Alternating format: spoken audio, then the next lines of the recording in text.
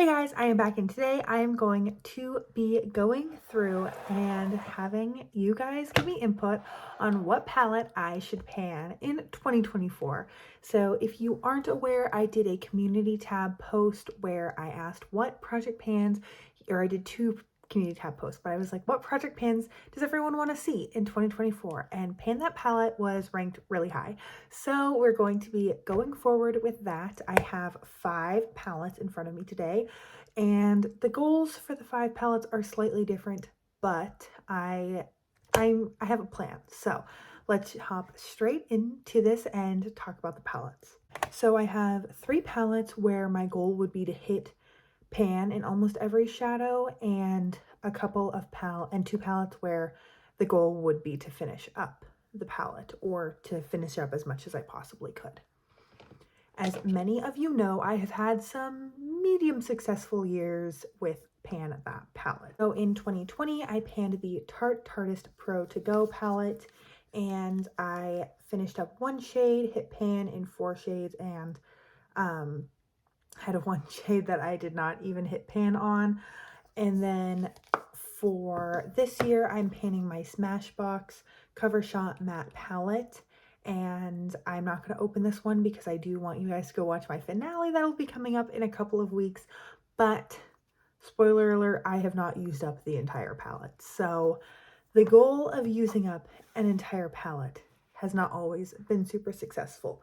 But I did a Pan Those Eyeshadow Palettes project that was loosely inspired by Victoria Dixon's project in 2021, or I panned this in 2021, and I did the Pan Those Eyeshadow Palettes in 2022, and that was really successful. So I think doing something where I'm trying to hit pan rather than trying to use things up might be a good way just for me to be able to do other eyeshadow project pans with still feeling like I'm making good progress. So the 3 palettes that I'm considering to make my hit pan in every shade palettes, the first is the Anastasia Beverly Hills Sultry palette. This palette I think would be relatively easy just because I love this palette. I think it's so beautiful. My one concern is that I feel like there's 2 crease shades, and then everything else is either a shimmer or a really dark matte. I guess this gray is also a crease shade. I tend not to go for gray in the crease, but we would change that if I panned this. So I do worry that I would reach a point in the year, or even just not even in the year, just with this palette, where I use up like the 2 shades that I reach for all the time, and then I just have everything else that's left. So that is a concern, but I still think this palette is beautiful. I have loved every look that I've done with it, and I frankly not reached into it a ton just because I pan so much that it would be fun to just play with this palette for a year.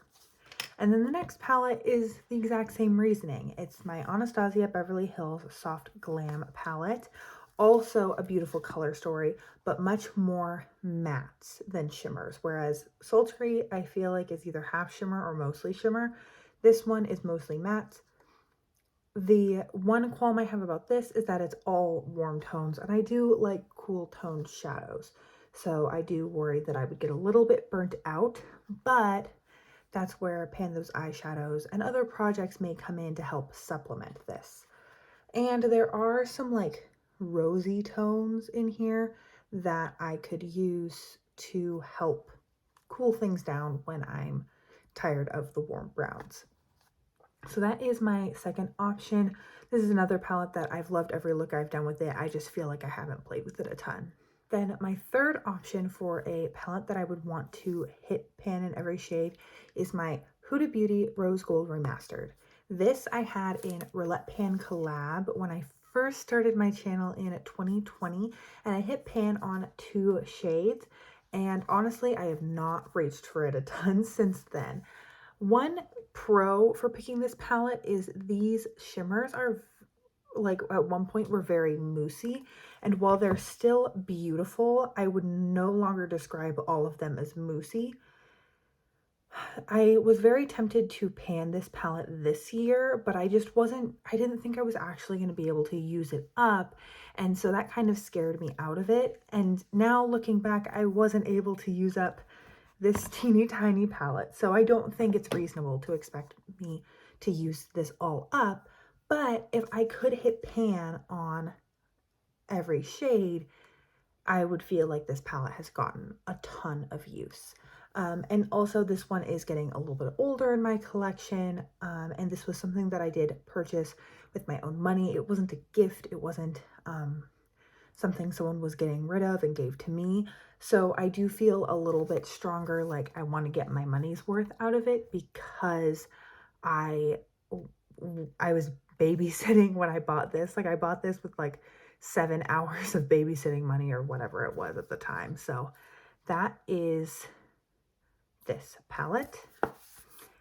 And then there's two palettes that I would have slightly higher goals for myself, and you'll see why.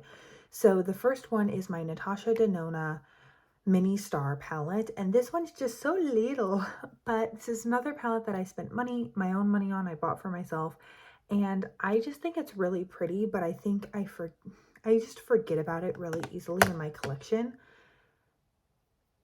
I do think if I was doing other eyeshadow project pans, it would be easy to use these shades in conjunction with other palettes, or take this traveling with me and it's really small and compact. So that's kind of the pro reason for bringing this, is that I do travel a lot for work and it would be an easy palette to just throw into a travel makeup bag. But I don't know if this would be a very exciting pan, that palette, because it's 5 shades. So that's kind of where I'm unsure about this one, but let me know what you think. And then the last one is one that has been heavily featured on this channel. It was in my 2022 Pan Those Eyeshadow palettes, and I did include it in project pans before I had a channel, and that is my Tartelette in Bloom palette. I have hit pan on 5 out, no, what am I talking about? 7 out of the 12 shades. Realistically, I don't think I would ever use these 3 shades up, so if I did pan this, I would just be trying to use up these 9 shades. And since I already have pan in so many of them, I think that that would be maybe realistic for a year, especially given the size of the pan on these 4, and then how much I love this palette. This is another one that's getting older in my collection, and I know I love it. And so but I also have so many pretty eyeshadows. I feel like if I used this up, I wouldn't feel like, oh, I need it back in my collection. Does that make sense? Like, I feel like I could part with it once I got enough use out of it. So that is kind of where my mind is going with this. I'm also tempted to just try to hit pan on these 2 shades just on my own, even if it's not in a project. And then once I have hit pan on all 9, then maybe I could pan it in a future year. I don't know. We'll see. My Lorac Pro palette got to a point where it was so old the formula wasn't right anymore. And I think whichever one I do end up choosing, I haven't used any of these in a couple of months just because I've been doing Pan That Palette and Pan Those Eyeshadows. So I do want to try all of these and make sure that they're still a good quality before I commit to a full year of using it. But regardless, I am really curious to see what you all think, and I want this to be a fun project that people want to watch. So I want to take your opinions into consideration.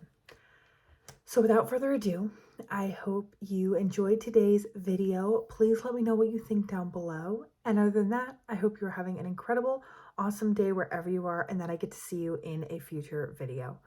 Thanks, guys.